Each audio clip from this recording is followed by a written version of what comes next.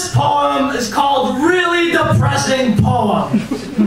It is called that because it is really fucking depressing. It will make you really sad. It will make you cry and stuff. It will hold up a mirror to your former self and illuminate the holes and scars and reflect them against the wounds I have exposed.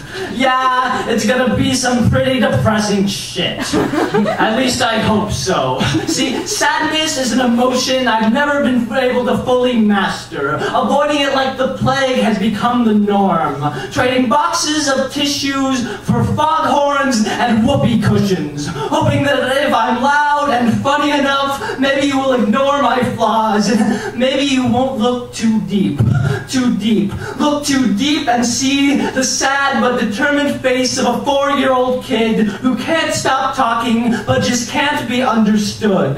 So my parents placed me in speech therapy, and for 5 long years I worked my ass off to perfect my sloppy articulation, and though I made incredible improvement, I've never lost this chip on my shoulder that my voice will always lack the passion and power of those of my peers. And to this day, I wear this inferiority like a scar across my back and try to cover it up with the over-the-top rhetoric and bombastic presentation, thinking that if I blind you with my personality, you won't think about the words I say.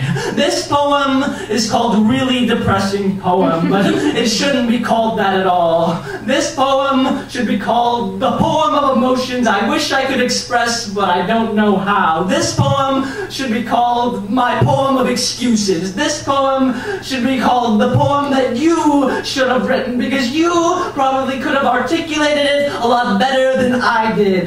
But this is my poem, and whether I whisper or whether I scream, this is my voice, and no one but me can silence it.